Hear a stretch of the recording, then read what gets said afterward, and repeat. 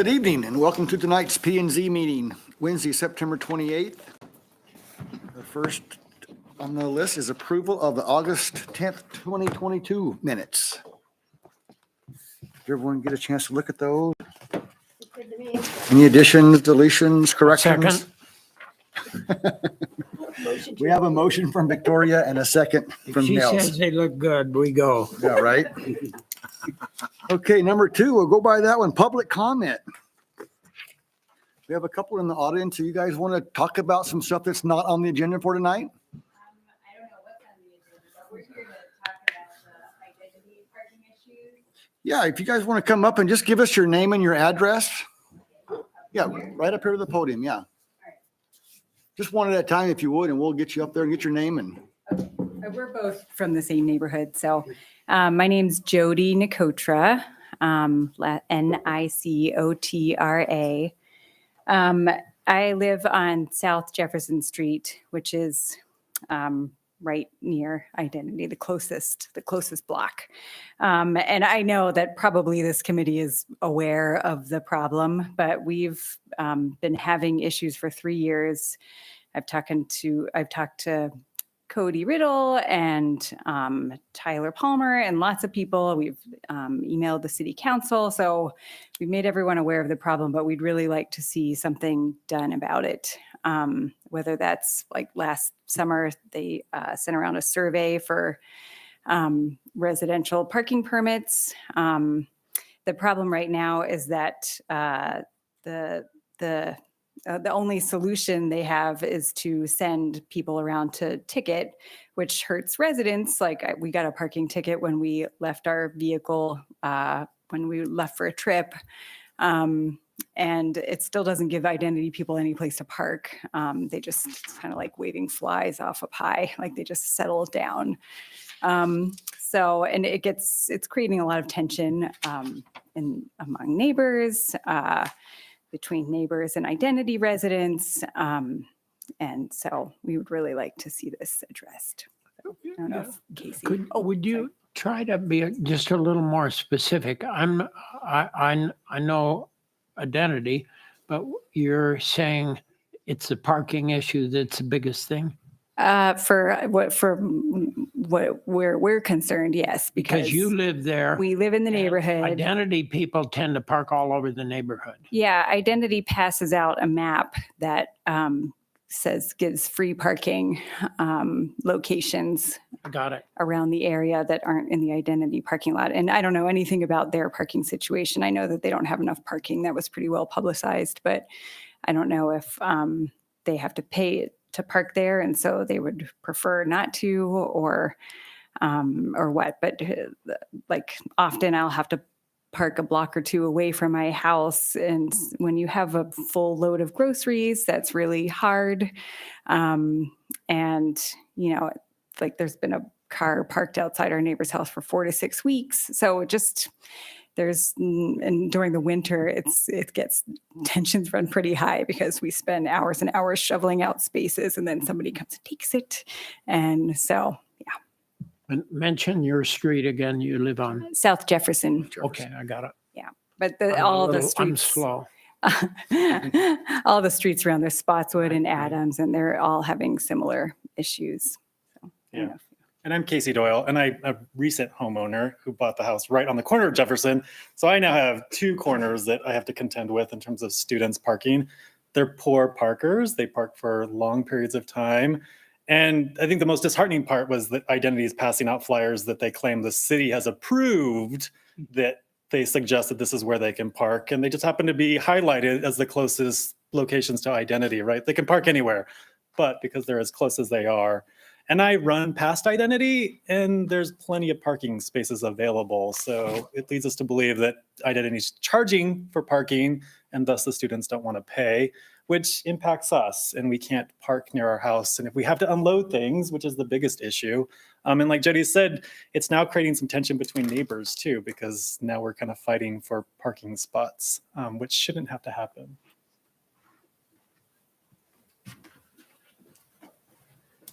My name is Connor Edwards. I live at 216 Spotswood Street here in town, and it's in the same general vicinity as that. And I think I live in the house that is most closest to Identity, so my parking tends to get taken up even faster than everyone else's because it's more desirable, it's closer. And I just want to echo everything that those two had to say. I totally agree with everything there. And I wanted to talk a little bit about the situation of enforcement. The enforcement in our neighborhood is just totally crazy. It's like we're not living in North Idaho. It's like we're living in New York City or something like that. I might leave my car parked in front of my house sometimes for a full week, because one of the nice things about living in Moscow is it's a very walkable city. And I've lived here for 3 years now, and it's great. But if I park my car out in front of my house and go on vacation and it's during the school year, I'm going to come back to one or maybe more tickets. In the 3 years that I've lived here, I have probably been ticketed close to $300 just for parking in front of my own house, which I think is a little bit crazy. So anything that you guys can do to help, have it so that we can park in our neighborhood. If we're having to pay for a permit that's good for a year and it gives us a right to park in a particular zone, that would be fantastic.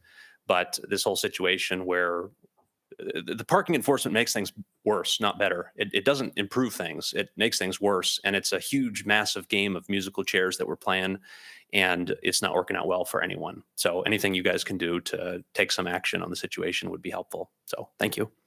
And would you, in your case, do you not have off-street parking with your residents?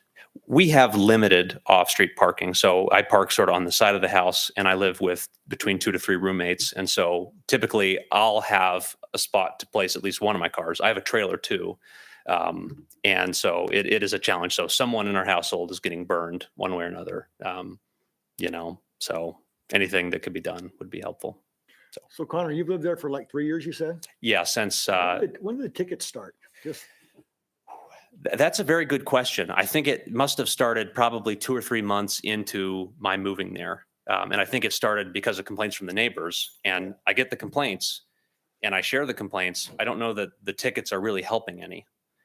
That's my experience. I don't know. Maybe they are helping. But for me personally, I have paid a lot of money out of pocket just for parking in my own neighborhood, and that's frustrating. So the ticket is typically for overnight parking. In other words, you get ticketed for not moving your car every 24 hours. 48 hours, I believe. 48. Yeah. And at some points they give warnings, and then at some points they just go straight to the fine. So, I'm not quite sure what's going on there, but so they probably come out there because of the complaints, and now they're just getting all the residential along with the ones that aren't supposed to be there. right. I think that's what's happening.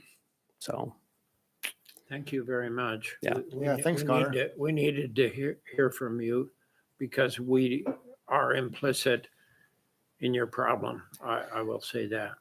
yeah. Well, thank you for listening to us, and it seems like you guys are interested in doing something. So thank you. Yeah, we will do anything that we can, because we've had this problem for a while, even with Chuck next door there in the apartments. We had to put up a fence or something for him, and that helped him a lot. Yeah, we'll just have to give this to the powers above, you think, Mike, and see what we can do, if anything.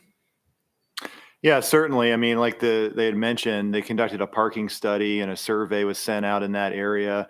It looks like it was really just concentrated to maybe a 2-3 block area where there was just parking in every spot on the street.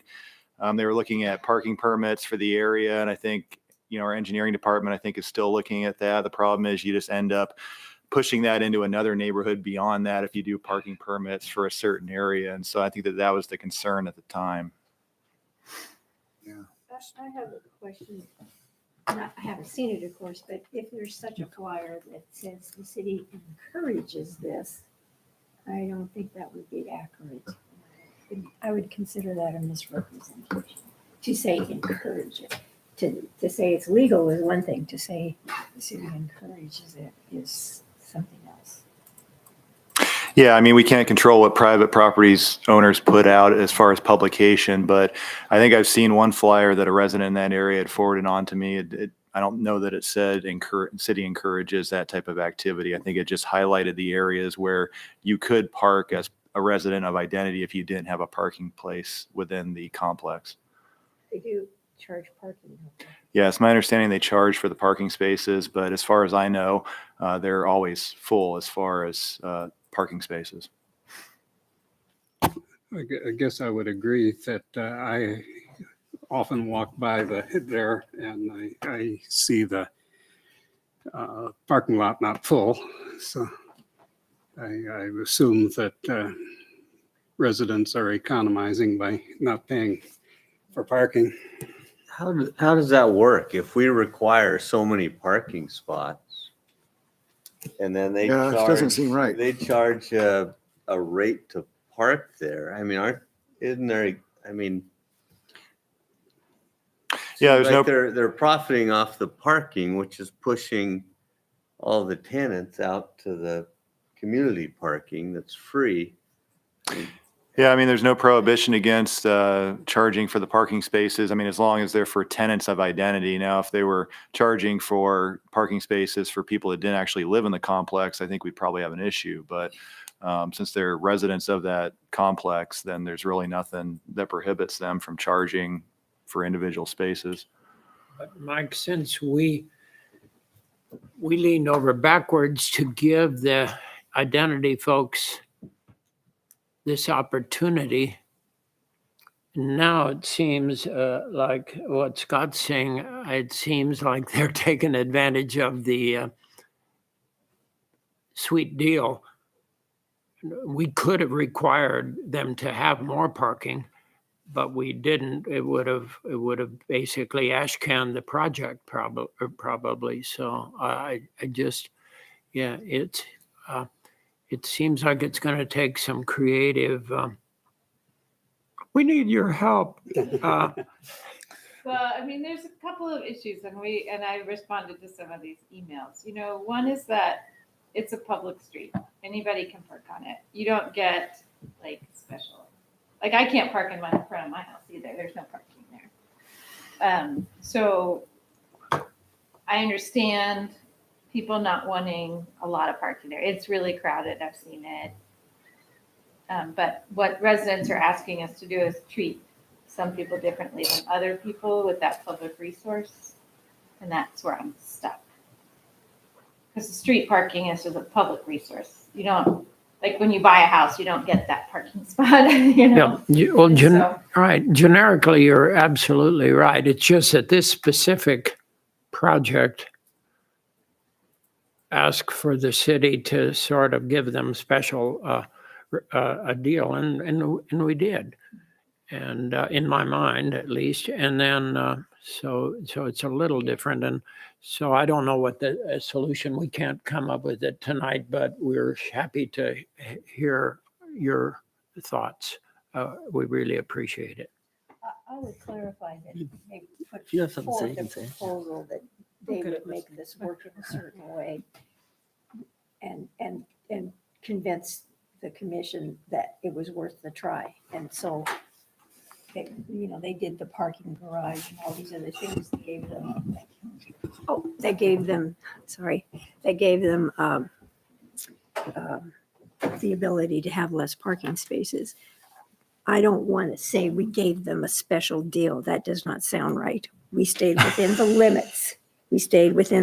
But they sold us a bill of goods and it sounded right. And we worked within those limits. It also changed hands. So the original person that came forward with the project, it changed hands. And so that makes it difficult. Yeah.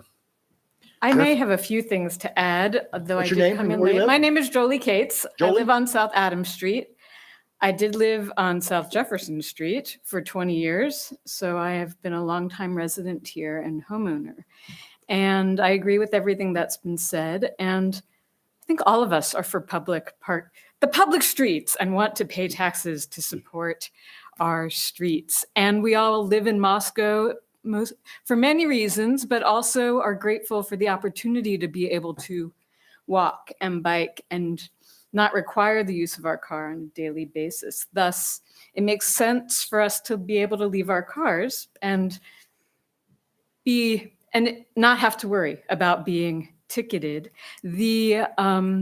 it seems to me that indeed, from what I understand, Identity was given special permission to not provide as many parking spaces as they do have capacity for tenants. Identity is now contributing to a community issue. We're kind of shouldering that. Identity is not. And I think that's part of our frustration, is wanting to play, wanting to be in support of all things the city does, and yet we're in a bit of a kerfuffle. We have off-street parking now. However, we do have a driveway that gets parked in front of every couple of weeks as well. So further attesting to what has already been shared in terms of poor parking skills that seem to be happening. And I think that's all I have to say. Thank you for your time. When they're doing something illegal, like blocking your driveway, call the cops. Oh, I do. It's unfortunate, and that's something that rests on our shoulders. And it's also. You have to come back up because we can't hear you. You want to come back up and talk some more if you got something else to say? Sorry. That's all right. We can't hear you if you don't. It's a bummer to need to be so persistent and constantly attuned to the way someone's parking, and to call the cops and to call the cops and to call. They're very kind, and I'm very grateful No, I that they're know. so Just- tuned yeah. in. It's just something like Nell said, we won't be able to fix tonight, but we'll definitely give it to the powers above and see what we can do and see if we can go in any kind of direction. That I understand the frustration, though. I Thank you. can see it. I can see it happening, but we'll just have to see if there's anything we can do. And I like the permit idea. I don't know if that's feasible or not. We'll just have to see. And Okay. you want to come back up? Well, I was just going to say, because she brought up the Connor? fact that, yeah, it's Connor, what are we going to do about the situation? And I thought the permit idea where you have a defined area of the city where you would have to have this permit, and we'd be happy to pay for it if it's $40 for a year or whatever. And it would be only for residents of that area, and we could park on the streets. I think it would bring in some revenue for the city, help solve the problem. And, I know I'm from a city, Seattle, which is not usually a model for municipal governance, but I think that is something that they have done. And I think that has actually worked out well for the residents there. Totally different city, but at least for this neighborhood, a lot of the same problems. So. Well, yeah, this is a unique situation. I guess every house, there's a lot of houses that have apartment people park in front of them, but this one just seems to be an abundance of cars. And by the way, I've spoken to so many people in the neighborhood, they have problems with hit and runs. Now, I don't know if that's around the city too, or if it's just unique to students who are learning how to drive or haven't driven for a long time, but Yeah. that's another problem that I share too. So. Well, thanks, Connor, and thank all you guys. We'll pass it along and see if we can get anything else. Does anybody else have anything? It's not on the docket for tonight, or no? We appreciate you coming in. Yeah, thank It's all you effort. We guys. appreciate it. Thank you. Okay. Okay, we'll move on to number 3 is the proposed final subdivision plat and final plan unit development for a 21.73 acre area to create 79 lots ranging from 3,800 square feet to 16,000 square feet in size, referred to as the Woodbury First Edition. Mike? Thank you, Mr. Chair, Commissioners. So before you tonight, we have the final PUD and final plat for Woodbury First Edition. I'll just give you a little bit of background. June 7th of last year, City Council conducted a public hearing and approved the project. So there was 5 elements. The first was an annexation of the 21.73 acre property. So it's generally located north of Sloniker Drive, east of Arborcrest Road, and south of Trail Road. There was a comprehensive plan land use designation amendment upon annexation, and it was from the current designation of auto urban residential to a combination of auto urban residential and suburban commercial. And then the zoning designation within the county was ag forest, and that was adopted within the city as the moderate density single family residential, which is our R2 zone, as well as a small pocket of neighborhood business. And then we, of course, we had the Woodbury first edition preliminary plat, as well as the first edition plan unit development that was part of the project. 3 acres in size, had 74 lots, which ranged from a little under 3,800 square feet to 17,973 square feet in size. There was a portion of the neighborhood business zone that contained 7 lots, and the R2 zone contained 67 single-family lots. So the council approved the annexation, comp plan, designation, rezone, and PUD with no conditions, and approved the preliminary plat with the 3 conditions that were recommended by the Planning and Zoning Commission at the time, which were the first one is a left turn lane from eastbound Mountain View onto Sloniker Drive be evaluated by the applicant to determine whether a turn lane is warranted, and if so, the applicant shall be responsible for the construction of said turn lane. And then the second condition pertained to improvements along Mountain View Road, just on one side of the street. And this was indicated by the traffic impact study as far as a 50% increase in the roadway upon total construction of the entire project. And the city would pay 50% of the construction costs of the improvements to Mountain View. And that was essentially from the Hamilton Low Aquatic Center all the way up to the improvements near Sloniker. Which side of the street, Mike? It was determined to be the east side of the street. And I have a slide later on that shows that. We actually got funding for the other side of the street as well. So we'll have both sides of the street completed. We received a grant. It looks like construction is going to occur in 2025 on the west side. So both sides will be connected at that point, which would be great. Yeah. And the third was that access be restricted to the subject property from Sloniker Drive to emergency service access only until all required public infrastructure is completed in accordance with the approved development agreement. And so that was really just the heavy equipment traffic for the infrastructure, so the roadway and the underground infrastructure for this first edition. So September 1st of this year, the applicant submitted the final subdivision plat and PUD to be reviewed by Planning and Zoning Commission and City Council. So just to recall your memories here, this is the property highlighted in red at the center of your screen. You can see the current city limits boundary, which the property's annexed. So that becomes the city limits boundary to the north there. You can see Sloniker Drive to the south, Lanny Drive running east-west to the south as well. About all the homes are either currently constructed or is about 2 or 3 under construction right now. So that's Peekaboo subdivision to the south is almost fully complete there. And then Orchard Avenue to the west in a view screen. This was the comp plan land use designation amendment. So you can see suburban commercial is the pink there. Represents the neighborhood business zone, and then auto urban residential is the yellow shade, as well as the entire surrounding area is also auto urban residential. So it brings us to the zoning configuration, rezone to R2, and then you have that pocket of neighborhood business to the northwest.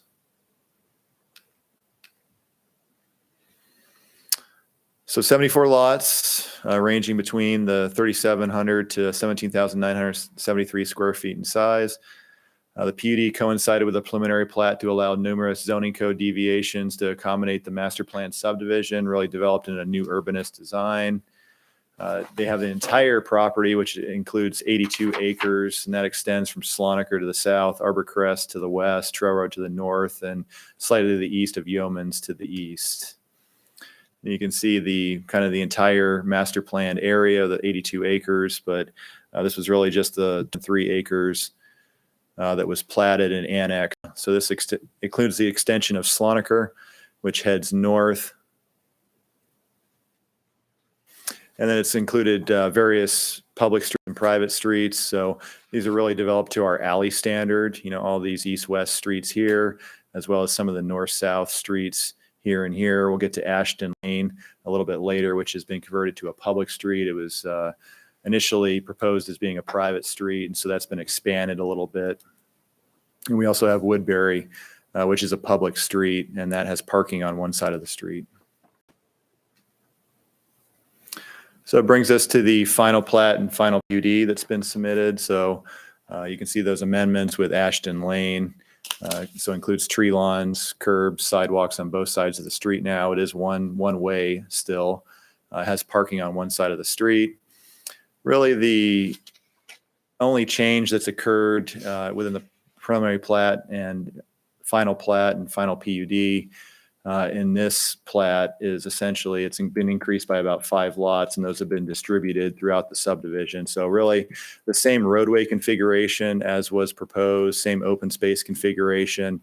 You have a private park at the center of the development here, and various green spaces with pedestrian corridors that connect the green spaces together.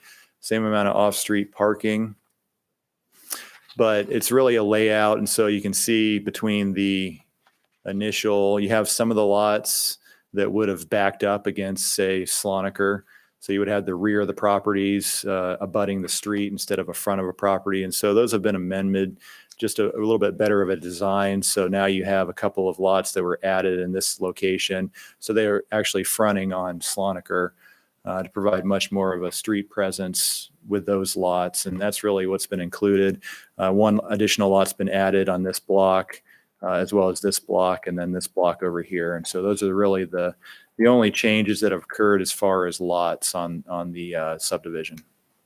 But it wasn't any substantial change. It was just a change in detail. Pretty much, yeah. I mean, it went from 74 lots to 79, so it's a small increase, about 6%, which we would view as really minor. Same configuration as far as all the roadway alignments and everything. So and we'll go through a little bit of the details. Some other minor things have changed, and we'll just cover those briefly. So they originally had 4 lot types. So you have the neighborhood business, which was more of the village lots, which surrounded the private park there to the north.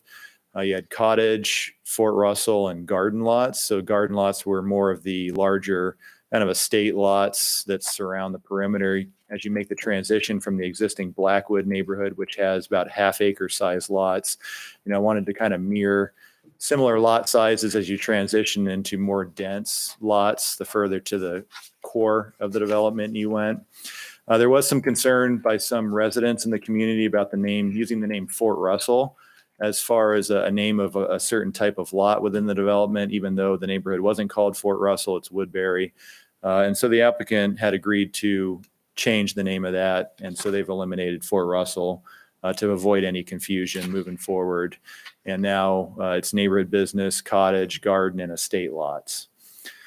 So they were really receptive to that change. And we've let everybody know that had concerns in the community that's moving forward, that will proceed in that manner. So this is the updated lot type plan. So our updated PUD plan.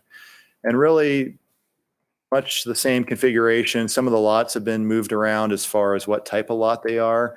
All the single family lots are essentially the same, but you can see some of them are designated. So originally the estate lots were just located mainly in these areas. There's a couple larger lots that have been designated as estate lots over here. And then you also have some cottage lots that were originally just located around this central green here. Those are similar, so they've located those around this central green as well. So a little bit of switching lots here or there, but it's essentially, the same architectural character for all of the home types on the lots. They're all single family, and so it's really just a different design of house that have been switched around a little bit to fit better on some of the lots. And so that was a little bit of a change there for the PUD. They provided, if you recall, example house plans for the different types of lots. So these were the cottage plans. About 1,200 square feet in size, so modest house. And they provided additional plans for cottage just to fill in some of the gaps. So this is one of the new cottage plans they provided. And those are about 1,400 square feet in size for the floor plan.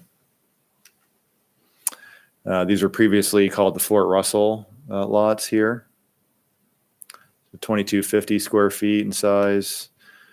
And then they've been renamed to garden lots and similar character to the original design there. But again, just an additional elevation and floor plan to get a better idea of the type of house that's going to be built on those lots. So 2,700 square feet for those. And then the garden lots, those have been renamed to estate lots. So this is kind of a, horizontally laid out house. A lot of the lots, I think that one of the issues they were working with, that a lot of the lots on the east side are more linear. They're really deep. And so in order to fit that first house plan on those lots, you'd have to turn it to the side. And so they had a little bit different of an estate lot that they had shown here that would fit on some of those long linear lots. And that's just an example they had submitted for those. So that one's much larger, 3,400 square feet in size for those.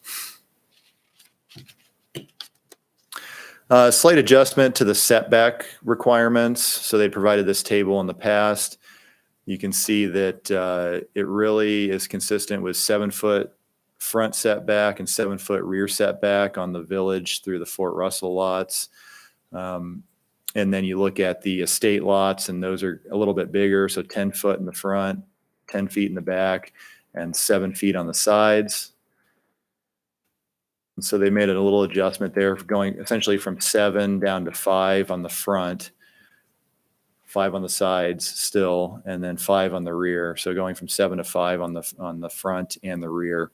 And then the estate lots really didn't change except for the side. The side went from 7 to 5 again on that, just to be consistent. Typically, our minimum setback, regardless of what zoning district you're in, is 5. And so really the reason for the minor change in the setbacks is trying to accommodate. So originally, for instance, this is Piketty Circle, 20 feet in width. Originally, it was anticipated there would be a 5-foot public utility easement on either side of the roadway. After working with the franchise utility providers, they needed an additional width in order to accommodate their infrastructure. And so oftentimes you have this offset. So they need about 33 and a half total width there. So they ended up offsetting this. So there'd be a 9-foot utility easement on one side and 5 feet on the other. And so it was shifting around the house plan. So the ones on like the south would have to shift up towards the front of the lot, and they'd like to utilize as much lot as possible and move these house plans up to the 5-foot utility easement on the south side of those lots. And so that's really just the purpose for the reduction from 7 to 5, is just to give a little bit more flexibility after you lay out the public utility easements on these lots. Are the utilities underground? They are, yep. That's what I Yeah. thought. And this is Ashton Lane. I referred to this earlier. So this is a one-way street. It'll end up coming from this direction, tying into, I think, Woodbury, further to the northwest and future phases of the subdivision. It was originally planned to be a one-way, a private street, and the applicants decided to go public. So we met with fire department, streets department, engineering to take a look at what we'd be comfortable with. We don't have a one-way street standard for public streets. So it was looking at mainly what fire department as well as street maintenance needed in order to have a public one-way street. And so this is what they had recommended.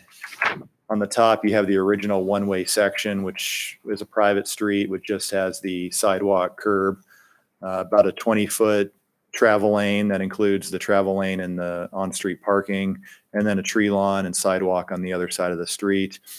This would be the public standard that we'd be adopting: 5-foot sidewalk, 5-foot tree lawn, 23-foot wide surface. So the additional 3 feet for snow storage, 12-foot travel lane, 8-foot parallel parking space on street, 5-foot tree lawn, then 5-foot sidewalk on that side.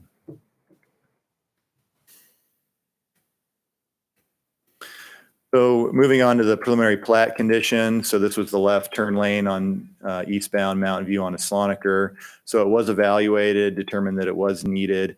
And so I think sheet C11 on your plans include the left turn lane, which will be constructed and painted as part of this.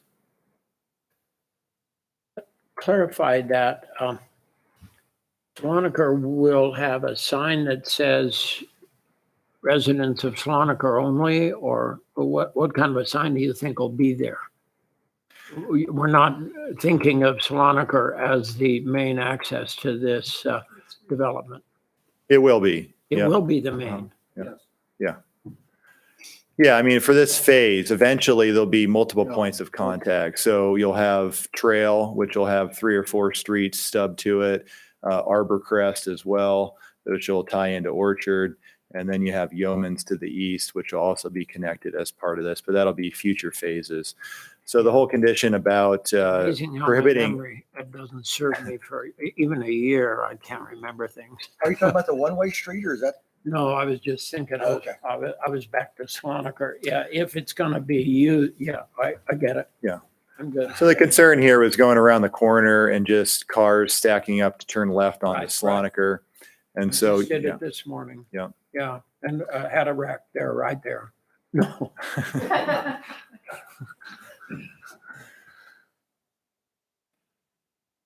Okay, so the second condition was about the improvements to Mountain View. I think this is also on sheet C11, but you can see sidewalks on one side of the street. There'll be a little bit of widening as well. Bike lanes will be installed.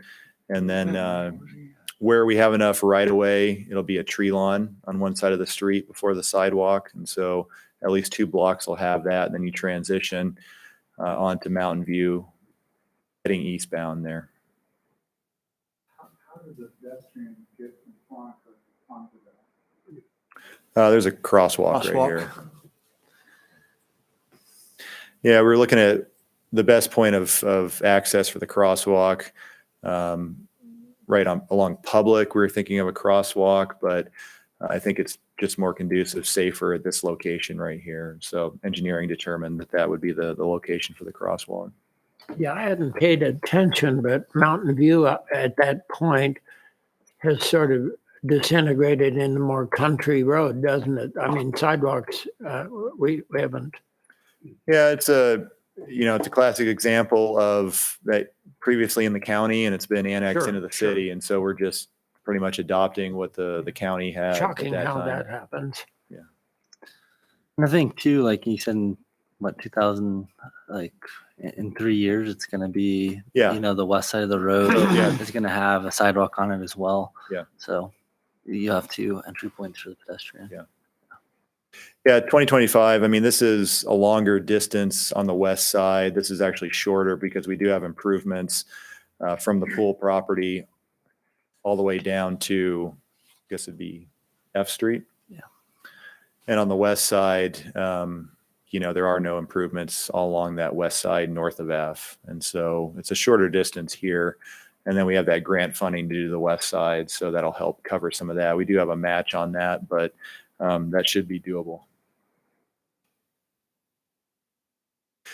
And then access restricted from Sloniker. I think we already talked about this one. So just limited emergency services access only.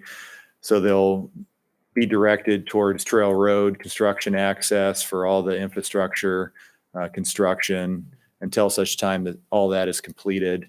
And then the road could be opened up. They're proposing multiple phases as part of this first edition. So you can see the phase lines there. There's one in blue.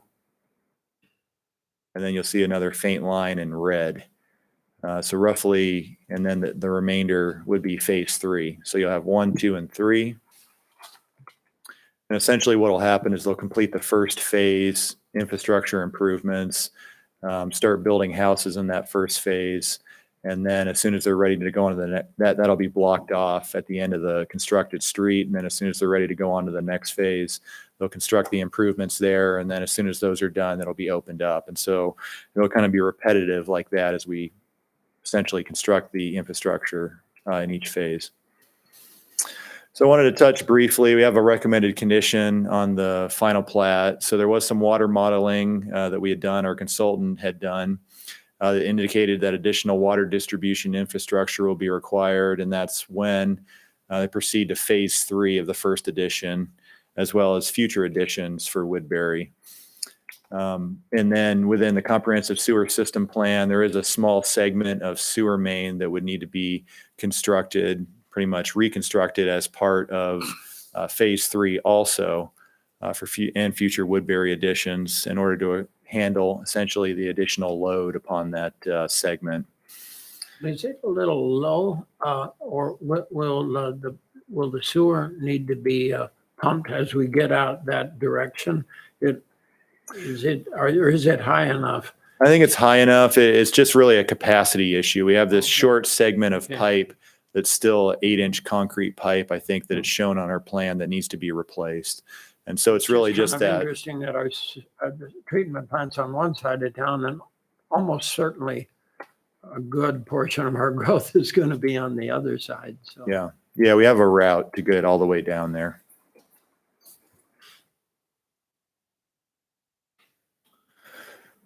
So yeah, the gist of it is that we're able to provide sewer water services to the first and second phases and have evaluated and planned for future infrastructure upgrades to be completed with construction of phase 3. And I will just like briefly touch on the Ponderosa. So actually this is, I think it's front of Dennis's house. We have on Ponderosa and Orchard, there's an underground water booster station. It's just in the sidewalk. There's a vault for it. So we purchased the property that's on the intersection of Lanny Drive and Orchard, that southeast corner as you enter Peekaboo subdivision. And that's for the future Ponderosa booster station. It'll be above ground masonry building, and it'll be a much bigger facility. And that'll end up serving the entire valley up to the northeast of the city. And so that's planned. I think actually council reviewed that at the last committee meeting. There was we put that out to bid. What happened initially was that it went out to bid and we got really high bids. There was only one response. And so we ended up putting it out to bid again. I received a number of responses, and I believe that council's set to approve the spending on moving forward for the construction of that booster station. So this is essentially just saying that we need to have that booster station constructed before phase 3, which we probably will, or the applicant's responsible for installing their own booster within Woodbury to serve that. So after staff reviewed and compared preliminary plat and PUD that was approved with the final plat and final PUD, it's our determination that the proposal is substantially consistent with the application that provided preliminary approval.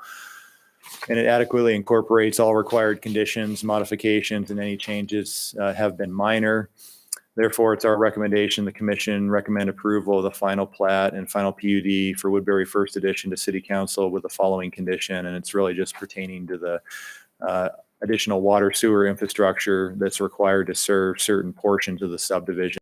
The developer shall design and construct all necessary infrastructure and will not proceed until said infrastructure is completed and installed and accepted by the city for each phase of the subdivision in accordance with the approved development agreement. And certainly be able to answer any questions you had. Does anyone got any questions for Mike? Yeah, Joe. Question about parkland dedication. The packet includes a map of and a memo from David Schatz talking about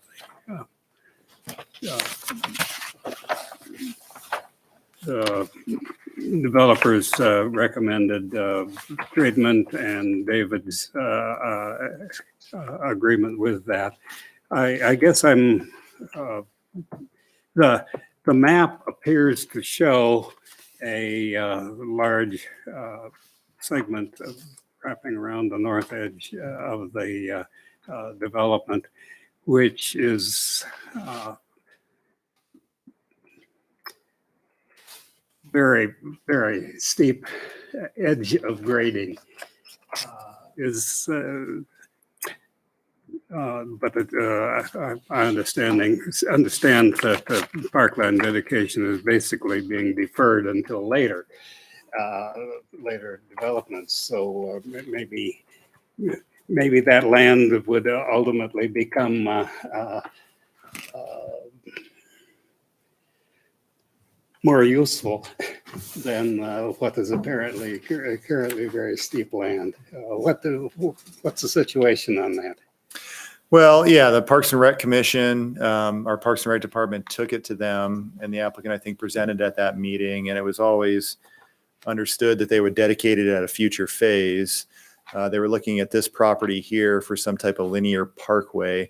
And so, yeah, the city hasn't accepted that property yet. And so we'll still have to work through those details with the Parks and Rec Department and the Parks and Rec Commission as soon as there's a proposal made as far as that parkland. They do, initially they were looking at maybe this Central Park being a public park.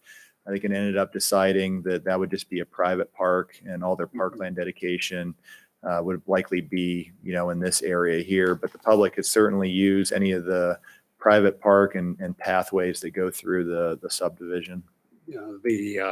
The map appears to include perhaps a runoff retention pond. At least there's a depression there. So I guess our practice has never been to accept runoff detention ponds as part of parkland dedication, have we? No, sometimes they're included on the same property, which this would be similar to. I mean, it's shown on a separate property city as far as the stormwater detention ponds, excuse me. And so, yeah, it would likely be one property. I mean, they don't go towards the parkland dedication requirement, but we have a similar circumstance actually at Lanny Drive. That Peekaboo Park there is, excuse me, I don't know the name. It may be Harvest Park, I believe, but they have a stormwater detention pond on the same property as the Pocket Park that's located there. So.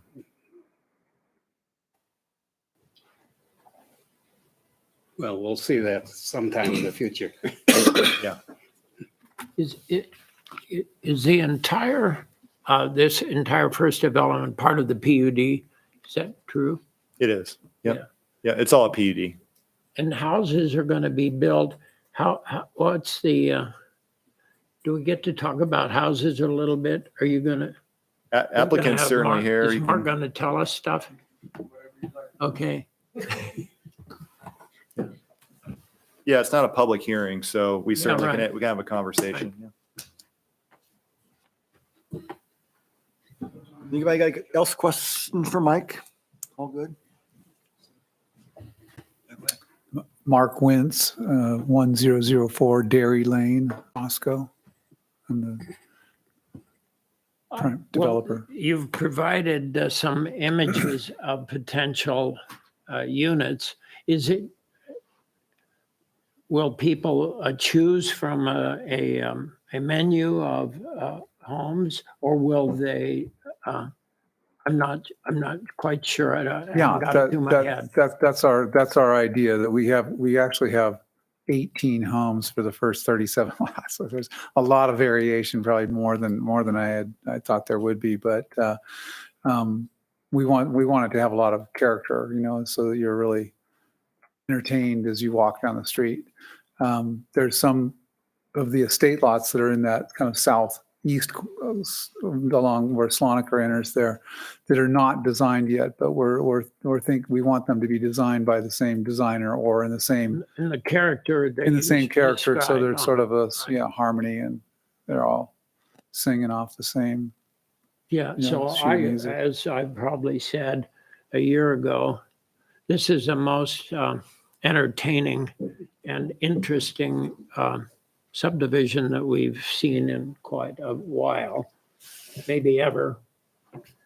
And I think the houses, I know my modernist brethren wouldn't agree with me, but I feel that what you're trying to do, I happen to like it quite a lot. Now, it seems to me that your design team has done some really lovely work. Yeah.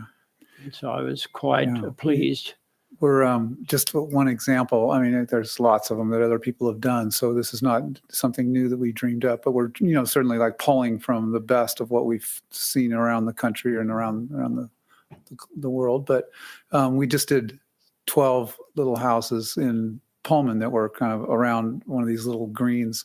It sold, of course, last year was a big year for selling, but really unusual group of people that moved there. I mean, they're accomplished professionals that bought these homes could have afforded a lot more because they wanted to be in this kind of setting. So as we were working on this, we were just fitting the house on. We realized the big lot is not really what a lot of these, they want their private fencible space, a place to have a barbecue and so forth, but they don't really want to spend every weekend mowing the lawn. So really the lawn areas, I mean, I picture a lot of these houses, you could live without a lawnmower. All the 12 houses that we Tyler did. don't have- Palmer's so happy. Yeah, right. So, but if you want to go out and throw a football or something, you've got the park to do that. So, but not every backyard is, designed to accommodate that. So, And yeah. all of us happy, I think, because a lot of people were upset about the couple of the subdivisions that we see coming down the road. And people don't often understand that we're not going to build 100 houses in the next 20 days. We're just going to build them incrementally Yeah, as the right. market requires. And it seems to me that this is Yeah,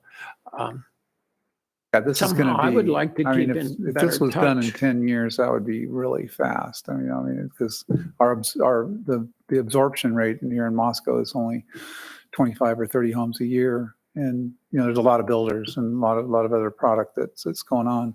So it's going to go slowly, but hopefully steadily, and be a nice, just a nice asset for the city as a great neighborhood. That's our hope. When do you think a house might start being built? Yeah, the guys are just finishing the grading like this week, and we're behind on getting our underground in, but so probably we were hoping to start some foundations this fall. I don't think that's going to happen. I think it's going to be spring. I tend to agree with Yeah, so we still got work to do. So, yeah, spring. So by this time next year, it's possible that people could be beginning to occupy. Anything else for Mark? All right, thank you, man. Thank you. Appreciate it. Yeah, come on, Scott. Scott Sumner, 106 South Hayes, I'm designer on the project. I really just want to speak to Joel's comment about the pond, and typically stormwater ponds are just empty holes. You go around town, you could drive around all over town and you'll just see an empty hole. And obviously that's not parkland. That's not something that somebody's going to enjoy and walk by and go, geez, I really like this empty hole of grass and weeds.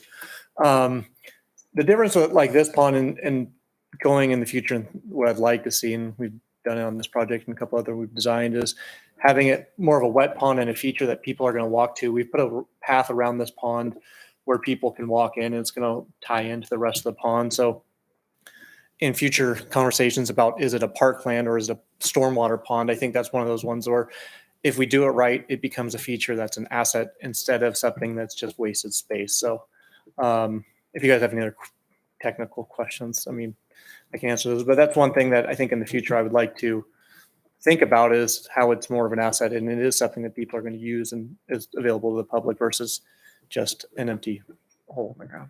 So. All right. So any more questions for anybody? Scott? Okay, so now we're looking for a motion maybe to, Well, I'll make a motion. what's your I motion? think this is an exciting project. Yes. Make a motion to Very recommend the exciting plat project. approval? So yes, I recommend approval of the final plat and the final PUD with the condition that the additional water and sewer infrastructure be done according to what the city has identified.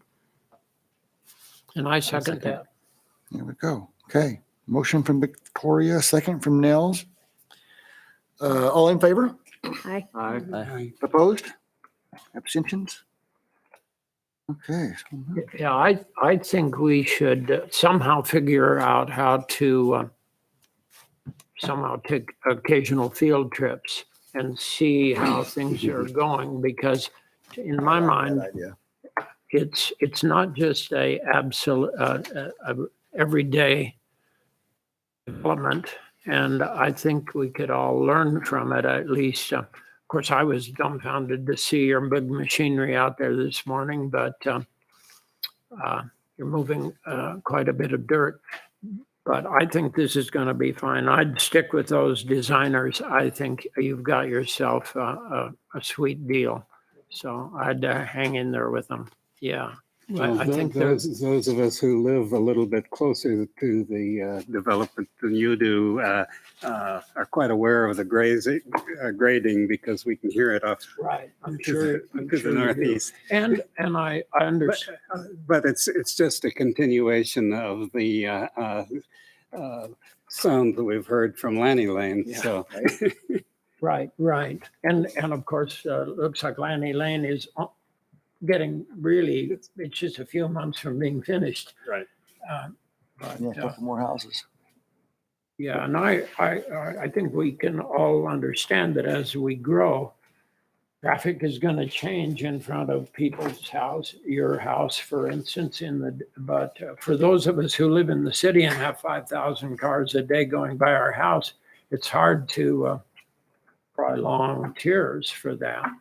But everybody, that's a problem that every city in America has had, is how do you get to the suburbs without driving past somebody's house? well, when I moved in, Orchard Avenue in front of my house was a gravel road, and there were two blue spruce trees out in the middle of the right of way that the city actually moved back. They actually survived the move, but. It's only a Good job. couple years Change. ago. Only a couple years ago, right? Yeah, only a couple years ago. I think Actually, the Orchard PUD, which actually paved it, was the first public hearing I ever attended. The initial proposal was for a sidewalk on only one side of the street, and I showed up at the public hearing to protest that, and eventually they finagled the right of way a little bit to have enough room for sidewalks on both sides of the Good street. job, Joel. And I ended up on this commission. Yeah, imagine though, if just for context and thinking about history, 40 years ago. imagine the fact that my house was in the country at some point. Hayes Street was the end of town, and the only guy that built my house had 27 acres, and yeah, life has changed just a little since then. Nils, I have a hard time believing you want to live in the country. Huh? I have a hard time believing you'd want to live in the country. No, I wouldn't. No, I want to live in Mark's subdivision, but I'm going to stay in my own house. All right. So, Okay, so we move on to the next item. Is that good, Mike, for that one? Yep. Go to the RCS now for the proposal for a comprehensive plan land use designation, zoning designation, preliminary subdivision plat, and a plan unit development for a 13.75 acre property proposed to be annexed into the city of Moscow, generally located southwest of the West Brewster Drive Ball Fields property and southwest of the University of Idaho Arboretum. Oh, did you look at them? Tell me you did. You guys looked at all those, and is there any issues or corrections or deletions or It's fine. It's fine. things fine? So we need a motion. We love our staff for doing this. Yes. I recommend we approve the Recommend. RCS. Okay. Need a Second. second. Motion is second. So all approved? I Aye. In favor? Opposed? Any abstentions? I abstain. Richie abstained. Okay, so that's good, right, Mike? Yep. Thanks, Scott. And then reports, Transportation Commission meeting report. Joel? The next meeting of the Transportation Commission will be the 13th of October. That's a Thursday, 4 p.m. in this room. And I have not seen an agenda, so I'm not sure what we will do. Okay. Thank you. Announcements, any upcoming events, meetings, or? I don't know if Jennifer had a chance to send this out, but on my radar, there's Idaho APA conference, and that's actually happening next week. And there's a virtual option to attend that. And so if anybody wants, it's essentially Wednesday through Friday, and you can attend virtually, and then they record all the sessions, and you can go back and look at them for up to 6 months beyond that. So if anybody wants to attend, you don't have to attend every session, but you can log on and attend them. We can get Kinds of material are we talking about? you can go out. We'll forward the link to it's Idaho American Planning Association chapter conference, and so a wide range of topics. Anything from transportation, land use, trails. Probably a lot of projects, but there's a really good keynote speaker, Mitch Silver. Used to be a parks commissioner for New York City, but really inspiring planner that is there to give a keynote speech. So if anybody's interested, we can get you signed up for the conference and then have access online via the app. So, Or you can have access anytime? yeah, the conference, you have to attend the virtual sessions, but after the conference is over, they record them all. So you can go back, you have up to 6 months after that to go back and look at or access any of the sessions to watch them if you want to. So if staff or someone were to do that, and if there were one of those sessions that was of particular interest to us, could we see that or see a portion of that at a meeting Sure, in our yeah. continuing education, if there was something that Yeah. hits what we're talking Yeah. about anyway? Yeah, Nels, go ahead. So just a little tiny announcement on Monday, the October 3rd. The Historic Preservation Commission last year gave a Orchid Award to the city for saving the hyperbolic parabola, the old bank building. And the state of Idaho thought that was really cool. And so the state gave the city a Orchid Award. And Tyler wasn't able to go down to receive it. He had a issue. And so I went down to Twin Falls to get it, and we'll present it to the mayor on Monday at city council meeting. Anyway, it's just kind of, it's a kind of a fun thing. Nice to be noticed by those folks in southern Idaho occasionally. And Right. so we will be happy that the city chose to save a mid-century modern building. That's the water department? Um, That's the water department? Yeah, it's a water building, and but it was a building that I make special note of it because I always thought it was just the cheesiest thing in the world, and I didn't care about it. But now that the city saved it, I've decided I'm all for it. So it sort of caught my attention as we saw the city working hard to not let a building just cave in because some owner didn't pay attention. And so it was it's a kind of just a cute little Moscow story. Yeah. So that's going to happen Monday evening at city council. Okay, so our next meeting for October 12th, still going on, still strong, yeah? Yep. Okay. So October 12th, and that's all I have. Does anyone else have anything they want to add? With that, I guess we'll adjourn then. Okay? But